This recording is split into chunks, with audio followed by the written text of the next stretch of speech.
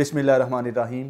आज की video special student के लिए है कि जो कौमें टाइम को मैनेज नहीं करती वो ज़िंदगी में तरक्की नहीं करती। वो कौमें हों, वो घर हों, वो शख्स हों, वो शख्सियात हों, कोई भी वो शख्स जो टाइम को मैनेज नहीं करता, मीन कि वो प्लानिंग नहीं करता, वो मनसूबाबंदी नहीं करता, वो टाइम को मैनेज करके ये टाइम टेबल बनाकर नहीं चलता। अगर हम रसूलुल्लाह सल्लल्लाहु अलैहि वसल्लम की पर्सनैलिटी की बात करें तो आपकी पर्सनैलिटी के अंदर भी टाइम को बड़ा मैनेज करते थे, प्लानिंग के साथ चलते थे। आप देखें ना कि जंगे खंदक के अंदर आपने मदीना में जो है वो खंदक खोद दी तो ये प्लानिंग थी।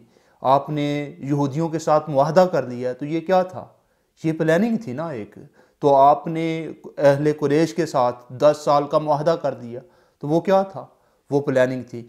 तो मीन के प्लानिंग के बगैर, टाइम टेबल के बगैर कोई भी शख्स जो है वो तरक्की नहीं कर सकता। अब जैसे 2022 ख़त्म हो रहा है और 2023 शुरू हो रहा है, तो मेरा ख्याल है कि टाइम को जो है वो मैनेज करके चलना चाहिए। और बेसिक मैं ये जो वीडियो रिकॉर्ड करवा रहा हूँ ये स्टूडेंट्स के लिए है कि आप अपने टारगेट सेट करें, आप अपने टाइम को मैनेज करें। आप पहले एक लॉन्ग टर्म जो है वो अपना हदफ बनाएं, गोल बनाएं जो 10 साल का हो कि आप आज से 10 साल के बाद कहाँ पर होंगे, और उसके बाद फिर आप उसको 5 साल के बाद कहाँ पर होंगे, फिर उसको आप जो है वो 1 साल पर ले आएँ, फिर 1 साल के बाद 6 मंथ में ले आएँ, फिर 6 मंथ के बाद आप उसको 3 मंथ पे ले आएँ, फिर 3 मंथ के बाद आप उसको 1 दिन की रूटीन पर ले आएँ। किसी ने क्या खूब कहा ना कि इंसान पहले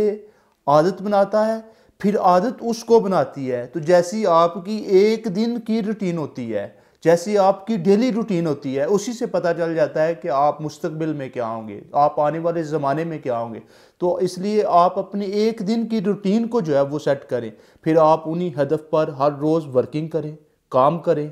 तो जब आप काम करेंगे, वर्किंग करेंगे, तो फिर इंशाल्लाह अल्लाह पाक जो है वो कामयाबियाँ आपका मुकद्दर में रखेगा। और हम क्या करते हैं कि बेसिक होता क्या है कि बहुत सारे लोग जब साल का इख्तिताम होता है तो वो प्लानिंग करते हैं, वो मनसूबाबंदी करते हैं, वो टाइम मैनेज और टाइम टेबल बनाते हैं, मगर 80% या 90% लोग जो है वो पहले 2-3 मंथ के बाद ही भूल जाते हैं।